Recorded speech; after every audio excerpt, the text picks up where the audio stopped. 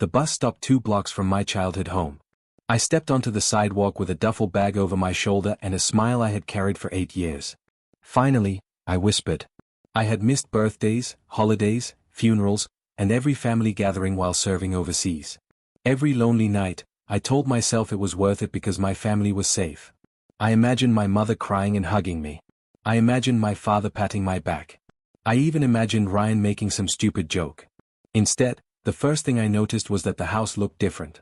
The porch had been painted gray. The old swing was gone. The flower beds my mother loved had been replaced with gravel. I frowned and walked up the driveway. A strange SUV sat where my father's truck used to be. I knocked. The door opened, and a woman I had never seen before stared at me. "Can I help you?" she asked. I blinked. Yeah. I'm looking for the Harris family." She looked confused. "They don't live here." My stomach tightened. "What do you mean they don't live here? This is their house." "Not anymore." Before I could ask another question, I heard a familiar voice behind me. "Jake." I turned. Ryan stood at the end of the driveway with his hands in his pockets. For a second, relief washed over me. "Ryan." I laughed and walked toward him. "What the hell is going on?" He didn't smile. "You should come with me." "Where are Mom and Dad?" "Just come." His voice was flat, almost annoyed. I followed him down the street to a small rental house I had never seen before. My father opened the door before we knocked. His face looked older than I remembered. "Jake," he said quietly. My mother rushed forward and hugged me. "My baby is home," she cried. I hugged her back, but something felt wrong. Her arms trembled too much. My father wouldn't meet my eyes. Ryan leaned against the wall like he wanted to be somewhere else. "What's going on?" I asked. No one answered. I looked around the small living room. None of our old furniture was there. "Where's the house?" My mother wiped her tears. "Sit down first." "No. Tell me what's happening." Ryan sighed. "You're making a scene." I stared at him. "I just got home after 8 years. I found strangers living in our house. I'd say I'm entitled to a few questions." "Watch your tone," he snapped. "Ryan," my father warned. "No, Dad. He walks in here acting like he owns everything." The words hit me like a slap. "What does that mean?" My mother stepped between us. "Please don't fight." "Then explain this." My father rubbed his forehead. "Things changed while you were gone." "Clearly. We had some financial difficulties." "So you sold the house?" Silence. I looked from one face to another. "Did you?" My father finally nodded. "What about my room? My stuff?" My mother looked away. "Mom?" "Some things were put into storage." "Some things?" Ryan crossed his arms. "It's just stuff, Jake." "Just stuff?" "My medals were in that room. Grandpa's watch was in that room." "You're overreacting." "Overreacting?" I laughed bitterly. "I spent years believing I was coming home to my family." "And you did," my mother said quickly. I looked around the tiny rental house that smelled unfamiliar and felt colder than any place I had slept during deployment. "This doesn't feel like home." No one argued. My father sat down slowly, as if his legs could no longer hold him. He looked at me for the first time since I arrived. "Jake," he said, his voice barely above a whisper, "there's something you need to know." Every instinct I had learned in the military screamed that a disaster was coming. And for the first time since returning home, I realized my family had been hiding something much worse than a sold house. I stood in the middle of the small living room, staring at my father. His hands shook as he rested them on his knees. My mother kept twisting a tissue in her fingers. Ryan looked bored, as if he wanted this conversation to end before it even started. I broke the silence. "Dad, you said there's something I need to know." He took a deep breath. "Sit down, Jake." "I'm fine standing." He nodded slowly. "Then, I'll tell you." My heart pounded. "What happened while I was gone?" He swallowed hard. "We used the power of attorney you signed before your last deployment." I frowned. "Used it for what?" My mother spoke softly. "Please don't be angry." "Mom, answer me." My father closed his eyes. "We sold your house." I stared at him. "My house?" "Yes. The one I bought before I enlisted." He nodded. "No. I'm sorry." "No," I repeated. "You couldn't have. You didn't own it." We had legal authority. My stomach dropped. You promised you'd only use those papers if I was injured. I know. You promised. I know. I looked at my mother. You let this happen? Tears rolled down her cheeks. We thought we were helping the family. The family? I asked. I am family. Ryan let out a frustrated sigh. Can we stop acting like you're the only victim here? I turned toward him. What did you just say? You heard me. I took one step closer. What does any of this have to do with you? He folded his arms. My business was failing. So Mom and Dad helped me. With my house. They had no choice. I laughed once, but there was no humor in it. There is always a choice. My father whispered, Ryan owed a lot of money. How much? He stayed silent. I looked at Ryan. How much? Enough. That's not an answer. It doesn't matter now. It matters to me. My voice echoed through the room. I forced myself to breathe. What else? Nobody answered. I looked at each of them. What else did you take? My father's shoulders dropped. We also emptied your savings. For a second, I couldn't hear anything. My savings. The military account. The account I spent 8 years building. He nodded without looking at me. Every paycheck. Yes. I felt as if the floor had disappeared. How much was left? He whispered, nothing. I stared at him. Nothing? I'm sorry. I shook my head. No, this can't be real. It is. I rubbed my face. Where did the money go? Ryan answered before anyone else. It helped keep my company alive. I looked at him. Did it? He didn't answer. Did it? No. I laughed bitterly. So the company still failed. It wasn't that simple. It looks very simple to me. My mother stepped closer. Jake, please understand. I am trying to understand. We couldn't watch Ryan lose everything. I looked at her in disbelief. So you watched me lose everything instead? She opened her mouth but said nothing. My father spoke again. There is more. I almost didn't want to hear it. What now? The family business. The repair shop. He nodded. I invested my enlistment bonus into that. I know. What about it? We transferred ownership. To who? He didn't answer. I already knew. Ryan. My brother shrugged. It made sense. It made sense. You weren't here. I was serving my country. You weren't running the business. I trusted you to protect my share. Ryan rolled his eyes. You didn't need it. I stared at him. What?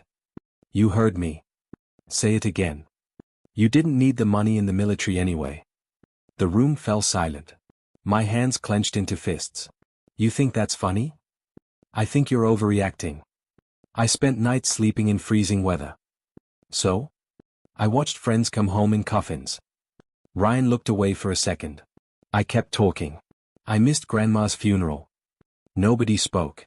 I missed birthdays. Silence. I missed Christmas. My voice cracked. I believed every sacrifice meant something because I thought my family had my back. My mother reached toward me. Jake. I stepped away. Don't. Tears filled her eyes. We never stopped loving you. I shook my head. Love doesn't steal. We were desperate. No. I pointed at Ryan. You were desperate. Then I pointed at my parents. You chose him. My father covered his face. I know. No, Dad. I looked directly into his eyes. You don't know. The front door knocked loudly. Everyone froze.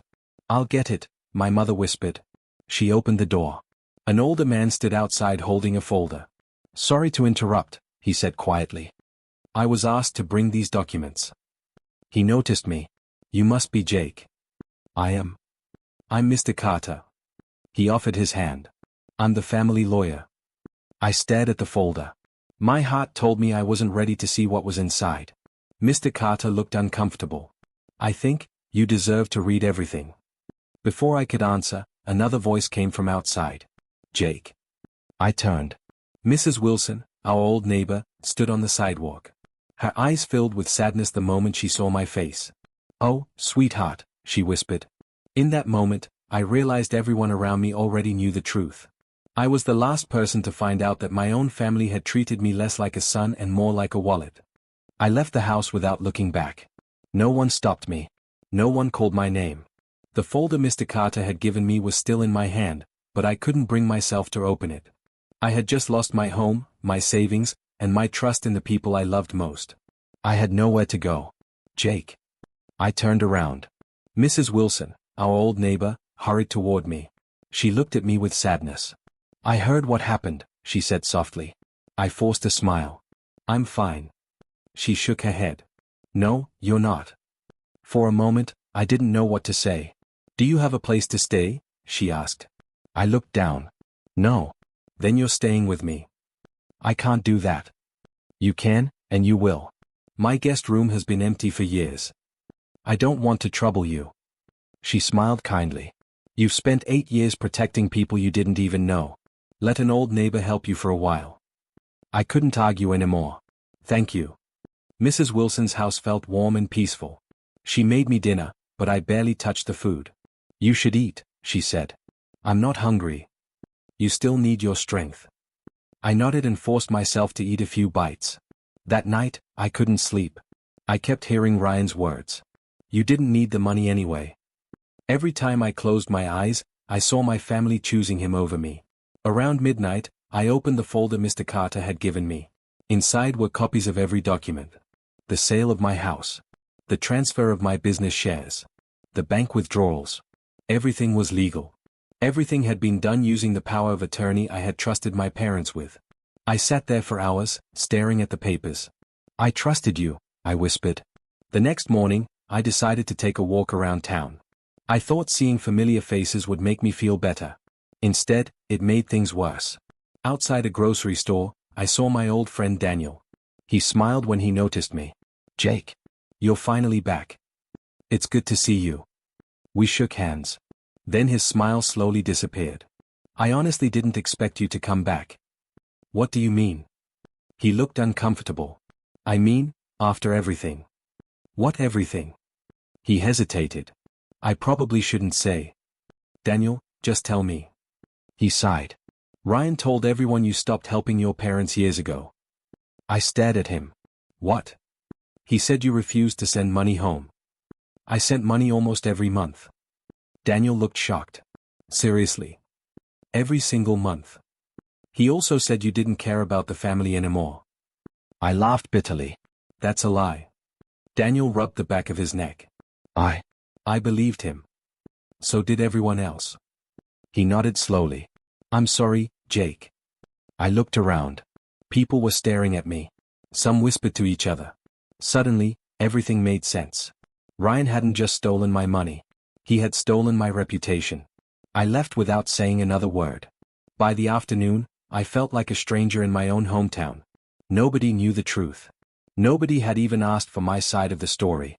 When I returned to Mrs. Wilson's house, she noticed my face immediately. "What happened?" "Ryan lied to everyone." She sighed. "I was afraid of that." "You knew?" "I heard the rumors months ago." "Why didn't you tell me?" "You were overseas. I hoped your family would fix things before you came home." "They didn't." "I know." She placed a hand on my shoulder. "The truth always finds its way." "I hope you're right." Later that evening, my phone rang. The number looked familiar. I answered. "Hello?" A deep voice laughed. "Still answering unknown numbers, here?" I smiled for the first time in days. "Ethan? You finally remembered me. How are you?" "Better than you, from what I've heard." My smile disappeared. "You heard?" "A few people from our old unit called me." "So everyone knows." "They know rumors." I stayed quiet. "Tell me what really happened," Ethan said. For the next 30 minutes, I told him everything. He didn't interrupt once. When I finished, he spoke calmly. "Your family betrayed you." "Yeah. But this isn't the end." "It feels like it." "No, Jake. You don't understand." "I do understand." He paused. "We survived things most people can't imagine. This is different." "I know. My own family did this." I know. So what am I supposed to do? Think before you act. I want to confront Ryan again. And that's exactly what he wants. I frowned. What do you mean? He wants you angry. So? Angry people make mistakes. I leaned back in my chair. So what should I do? We find the truth. I already know the truth. No. You know part of it. What do you mean? You know they stole from you. Yes. But you don't know everything. His words caught my attention. What else is there? We'll find out together. You'd help me? He laughed. You had my back overseas. I did. So now I've got yours. For the first time since coming home, I didn't feel completely alone. After we ended the call, I looked out the bedroom window. The town hadn't changed. The streets were the same. The houses were the same. But I had changed. The place that once felt like home now felt unfamiliar. My family had betrayed me. My friends believed lies about me. Everything I had built was gone. But as I thought about Ethan's words, I realized something. I couldn't change what had happened. But I could decide what happened next. And this time, I wasn't going to fight with anger. I was going to fight with the truth. The next morning, Ethan arrived at Mrs. Wilson's house with 2 cups of coffee. Ready? He asked. I took the coffee. Ready for what? To stop feeling sorry for yourself and start finding answers. I smiled a little. That sounds like the Ethan I remember. He grinned. Good. Now get your jacket. An hour later, we were sitting inside a small bank. A woman walked toward us with a polite smile. Mr. Jake. Yes. I'm Sarah. We spoke on the phone yesterday. I stood and shook her hand. Thank you for meeting us. She led us into her office and closed the door. I reviewed your account history, she said. There are several transactions that caught my attention. I leaned forward. What kind of transactions? She opened a file. Large transfers. Not just 1 or 2. Money was taken from your account over several years. My heart sank. I thought they emptied it all at once. She shook her head. No. They withdrew money little by little. Ethan frowned. So this wasn't an emergency. Sarah nodded. It doesn't look that way. I stared at the papers. They planned this. I'm afraid that's what the records suggest. I closed my eyes for a moment. Every month I had worked hard. Every paycheck I had earned. Every dollar I had saved. And while I believed my family was protecting my future, they were quietly taking it away. Sarah slid another document across the table. These transfers were approved using the power of attorney. I looked at my own signature. It felt like someone had stolen my identity. I trusted them. Sarah looked at me with sympathy. I'm sorry. Ethan placed a hand on my shoulder. This is only the beginning. After leaving the bank, Ethan looked at me. There's one more person we need to see. Who? Mr. Carter. The lawyer? He knows more than he told you. We drove to his office. Mr. Carter looked surprised when he saw us. Jake. I need answers. He invited us inside. I was expecting this visit. I sat across from him. Were you part of this? He looked me straight in the eyes. No. Then why didn't you stop it? I couldn't. You could have warned me. You were deployed in an active combat zone. I had no legal way to contact you without violating military restrictions. I stayed silent. He opened a drawer and removed another folder. There are things I didn't say in front of your family. My heart started racing. What things? He sighed. Your father didn't want to sign the documents. I looked up. What? He argued with your mother for weeks. And? Ryan kept telling him everything would be fine. What changed? Your mother believed Ryan would lose everything if they didn't help him. So she convinced Dad. Mr. Carter nodded slowly. Your father cried the day he signed the house papers. I didn't know how to react. Part of me felt sorry for him. The other part remembered he had still signed them. He could have said no. Yes. But he didn't. Mr. Carter lowered his head. I warned them this could destroy your family. And they ignored you. They believed they were making a temporary sacrifice. I laughed bitterly. They sacrificed the wrong son. No one spoke. Before leaving, Mr. Carter handed me copies of several financial records. You'll need these. What are they? Proof. Proof of what? That this didn't happen overnight. That evening, Ethan spread every document across Mrs. Wilson's dining table. This is bigger than we thought. I looked through the papers. There are too many. We'll go through them one by one. Hours passed. Bank statements. Property records. Business documents. Then Ethan suddenly stopped. Jake. What? Look at this. He pointed to a transfer made nearly 5 years earlier. They moved $50,000. I turned another page. Another transfer. Then another. Then another. They've been doing this for years. Exactly. I felt sick. This wasn't one bad decision. No. It was a plan. Just then, someone knocked on the front door. Mrs. Wilson opened it. A young woman walked inside carrying a briefcase. Ethan? He smiled. Perfect timing. I looked at him. Who is she? This is Lisa. She shook my hand. I'm a private investigator. I frowned. A private investigator? Ethan nodded. I called her this morning. Lisa opened her briefcase. I've already done some digging. So? She placed several photographs on the table. Your brother hasn't been honest with anyone. I picked up one of the pictures. Ryan stood beside a brand new luxury car. Another showed him leaving an expensive casino. A third showed him on a beach vacation. I stared at the photos. He told everyone he was trying to save his business. Lisa looked at me. That's not where most of the money went. Ethan folded his arms. So where did it go? Lisa looked directly at me before answering. I think your brother has been living a very expensive life using your money. I looked down at the photographs again. For the first time, my anger wasn't mixed with confusion. Now I knew one thing for certain. My family hadn't betrayed me because they had no choice. They had betrayed me because they kept choosing Ryan's lies over my trust. And I had a feeling the worst truth was still waiting to be uncovered. 3 days later, Lisa called me. Jake, I found something. What is it? You should come to my office. Ethan drove me there without asking any questions. The moment we sat down, Lisa placed a thick file on the desk. I finished tracing the money. I looked at her. Tell me. She opened the file. Ryan didn't use most of your money to save his business. I knew he was lying. He spent it on gambling. She slid a stack of casino records toward me. There are thousands of dollars lost here. I turned another page. Luxury car payments. Designer watches. 5-star hotels. Beach vacations. Private parties. I couldn't believe what I was seeing. He told Mom and Dad he was trying to keep his company alive. Lisa nodded. That wasn't true. Ethan shook his head.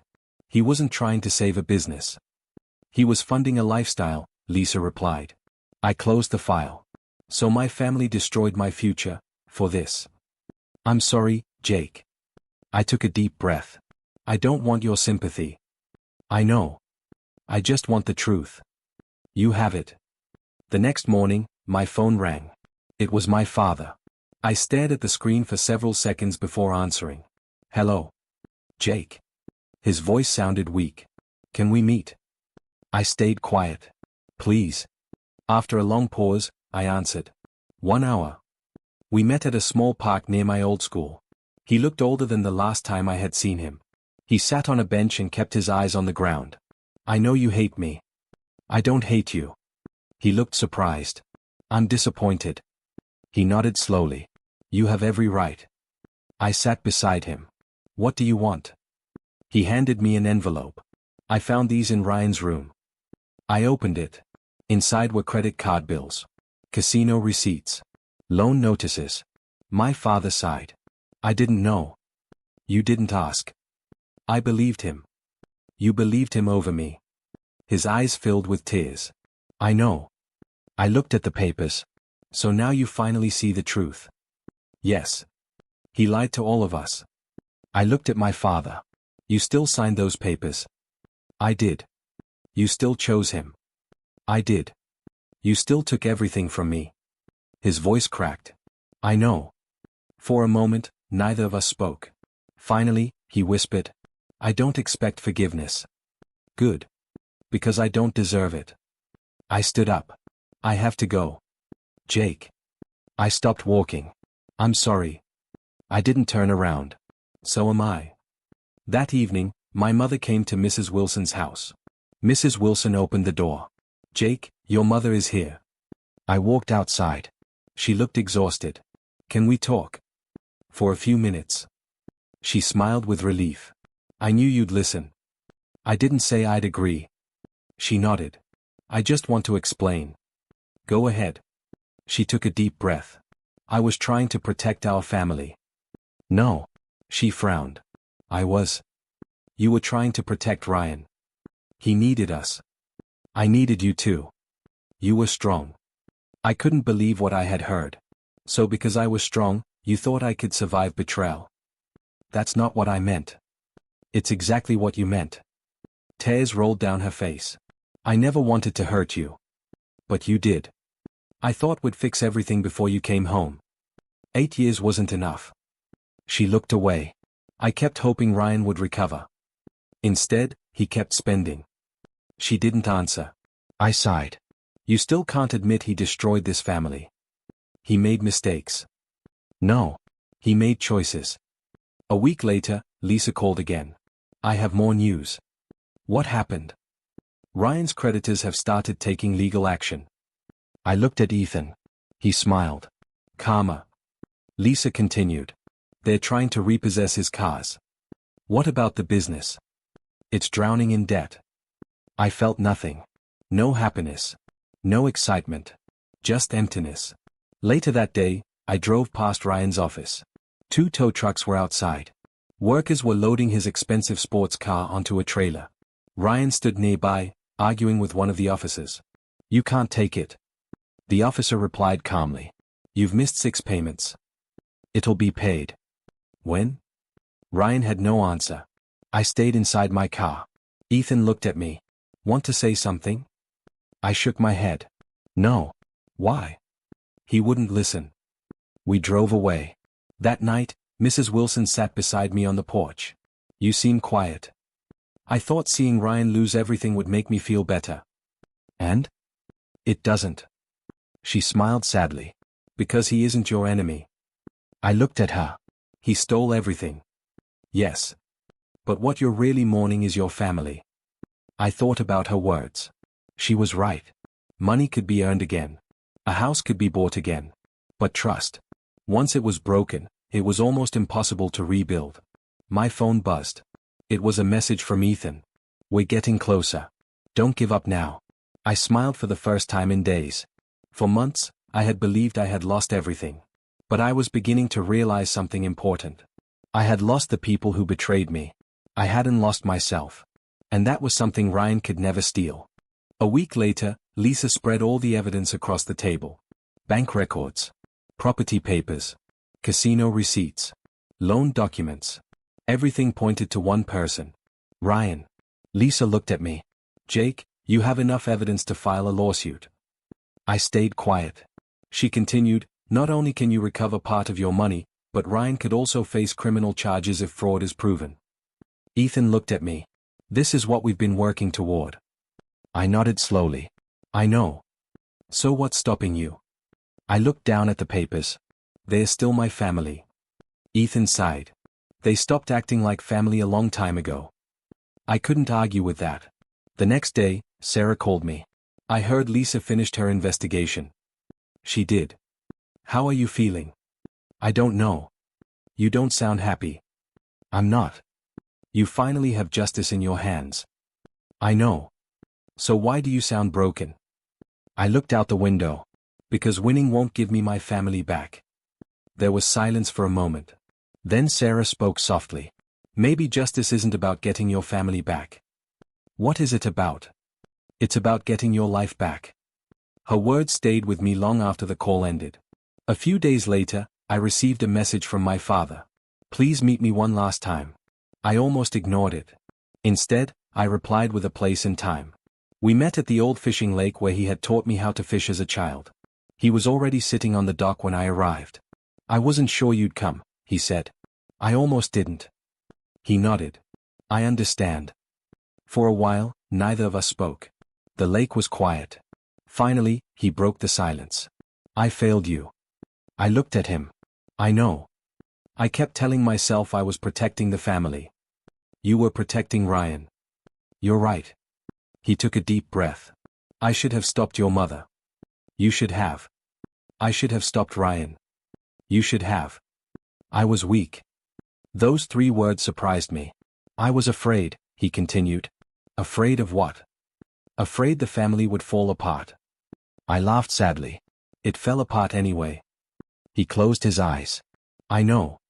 I trusted you more than anyone. I know. I never imagined you'd sign those papers. I hated myself the moment I did. Then why didn't you tell me? I was ashamed.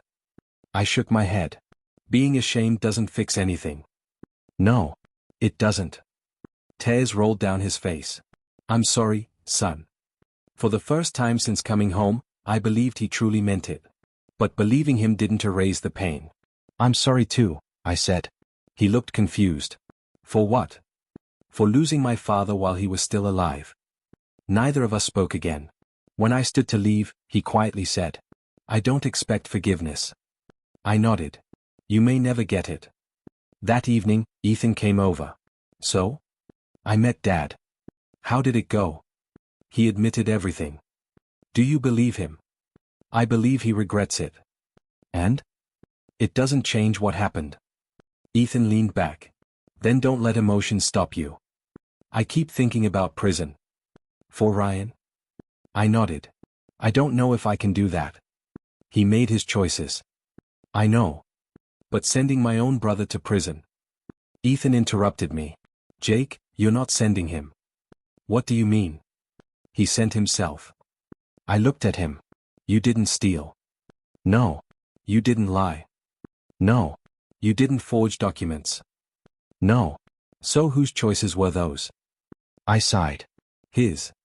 Exactly. The following morning, Lisa arranged a meeting with the attorney handling my case. After reviewing every document, he looked at me. You have a very strong case. What happens now? We'll file a civil lawsuit first. And Ryan? If the court finds evidence of fraud, criminal charges could follow. I nodded. The lawyer pushed the paperwork toward me. All you need to do is sign. I picked up the pen. My hand froze. I remembered Ryan teaching me to ride a bicycle. I remembered us playing baseball in the backyard. I remembered believing he would always have my back. Those memories fought against everything I now knew. The lawyer noticed my hesitation. Take your time. I put the pen down. I need one more day. No problem. As I walked outside, Sarah was waiting near her car. She smiled gently. Rough day? You could say that. She handed me a cup of coffee. You don't have to decide with anger. I know. And you don't have to decide with guilt either. I looked at her. So how do I decide? She smiled. Decide with self-respect. Her words were simple. But they were exactly what I needed to hear. For months, I had been thinking about my family. Their choices. Their lies. Their betrayal. For the first time, I started thinking about myself. Not the soldier. Not the son. Not the brother. Just me. The man who deserved a chance to rebuild his life. As I looked at the unsigned papers in my hand, I finally understood something. This decision wasn't about revenge. It was about refusing to let the people who broke my trust keep controlling my future. And this time, the choice would be mine. The court hearings began 2 months later. I sat quietly beside my lawyer while Ryan walked into the courtroom wearing an expensive suit that no longer matched the confident man I remembered. He looked tired. His face was pale, and the dark circles under his eyes told me he hadn't been sleeping. For the first time in years, he looked afraid. My father sat behind him with my mother. Neither of them looked at me. The judge reviewed the documents one by one.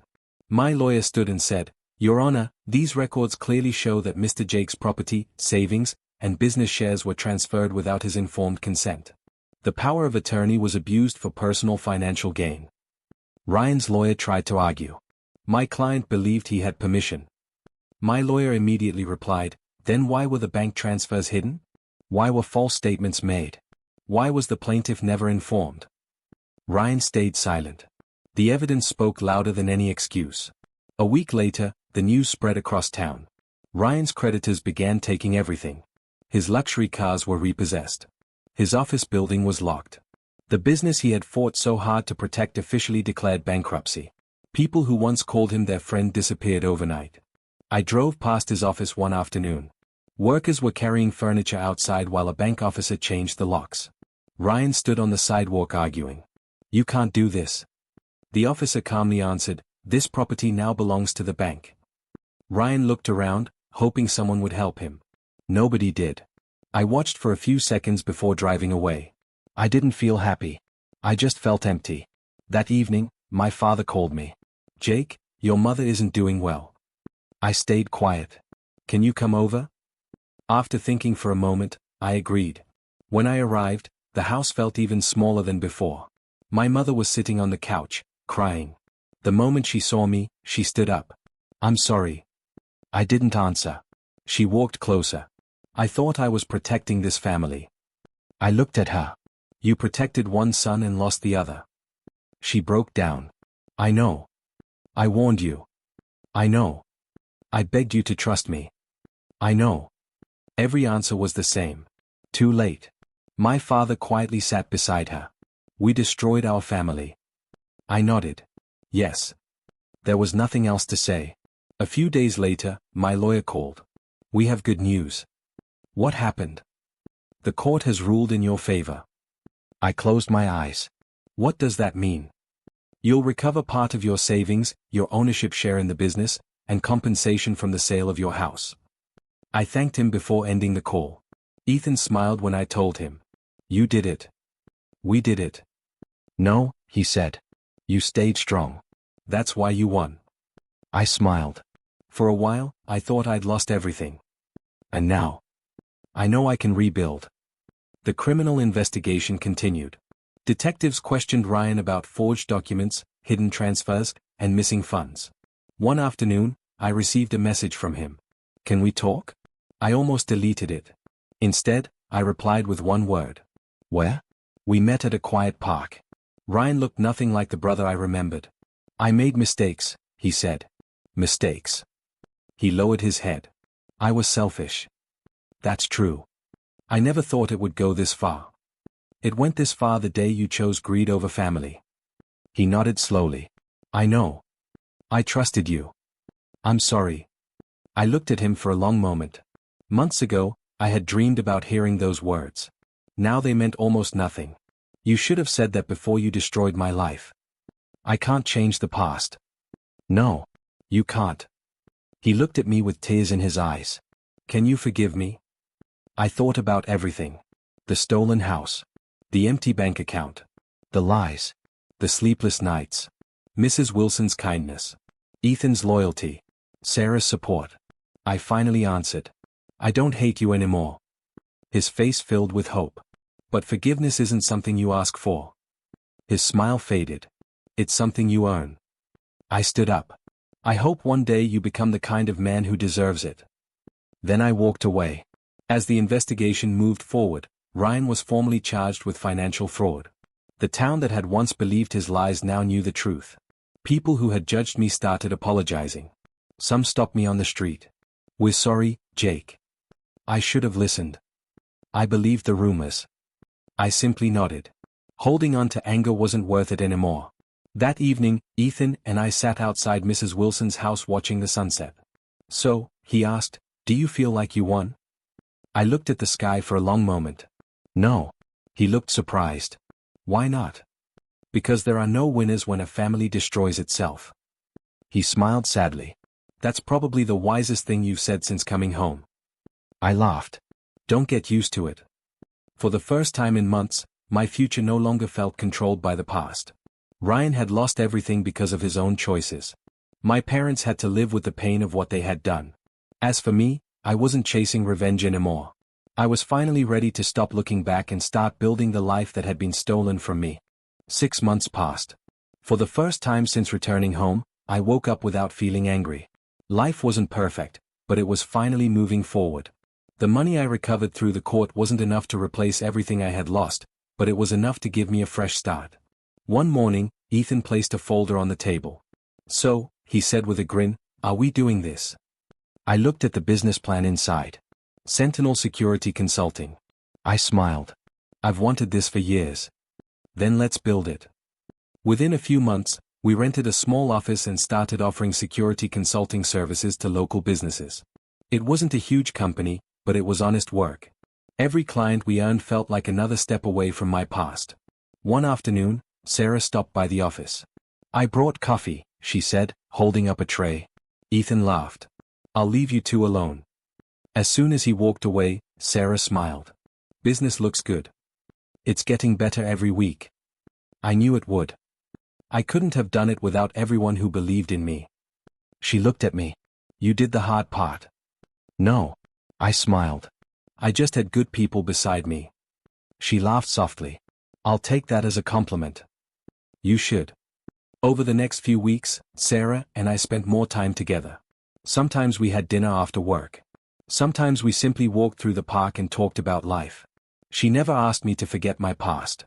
She simply reminded me that I still had a future. A month later, I bought a small house on the edge of town. It wasn't as large as the one I had lost. It didn't have the same memories. But that was the point. This house belonged to me. Nobody could take it away. As I carried the first box inside, Ethan looked around and smiled. "Not bad. I like it. It feels peaceful. It feels earned." He nodded. "You've changed." I had to. One evening, my phone rang. It was my father. "Jake, your mother and I would like to see you." I stayed silent. "Just once." After thinking for a moment, I agreed. We met at a quiet cafe. When I walked in, both of them stood up. My mother looked thinner than before. My father looked older. Neither of them smiled. My mother spoke first. "We're not here to ask for money." "I know. We're here because we know we may never get another chance." I sat down. She took a deep breath. "We failed you." My father nodded. "We chose fear over honesty." "And favoritism over fairness," I added. He lowered his head. "You're right." For a few moments, nobody spoke. Finally, my mother looked at me. "Can you ever forgive us?" I looked at both of them. "I've already let go of my anger." Hope appeared on their faces. "But letting go isn't the same as forgetting." Their smiles slowly disappeared. "I appreciate that you gave me life," I continued. "I'll always respect that." My mother's eyes filled with tears. "But the day you chose greed over your own son." I paused. "You stopped being the family I thought I had." She quietly cried. "I know. I don't hate either of you." My father whispered, "Thank you. But I can't pretend nothing happened." He nodded. "We understand. I truly hope both of you find peace." Then I stood up. Before leaving, I looked back one last time. "I forgive you for my own peace. But I can't come back." Neither of them tried to stop me. This time, I walked away without looking back. A few weeks later, I heard that Ryan had accepted a plea deal. He received a prison sentence for financial fraud and related charges. When Ethan told me the news, he watched my face carefully. "How do you feel?" I thought for a moment. "I feel nothing." "No satisfaction?" "No." "No anger?" "Not anymore." He smiled. "That's called healing." Maybe he was right. One Saturday morning, Mrs. Wilson came to visit my new house. She looked around with a proud smile. "I knew you'd make it." I laughed. "You gave me a place to stand when I had nowhere to go." She squeezed my hand. "Sometimes people aren't family because of blood. They're family because they choose you." I smiled. I finally learned that. The next evening, Ethan, Sarah, Mrs. Wilson, and I sat in my backyard sharing dinner. We laughed. We told stories. For the first time in years, I felt completely at peace. As the sun began to rise the following morning, I stood alone on my front porch with a cup of coffee. I looked at my new home. It wasn't built with stolen money. It wasn't protected by lies. It was built with honesty, hard work, and the support of people who truly cared about me. I thought about the young man who had stepped off that bus months earlier, believing he was coming home to the family he had missed for 8 long years. That man no longer existed. The pain had changed me. The betrayal had taught me. The truth had made me stronger.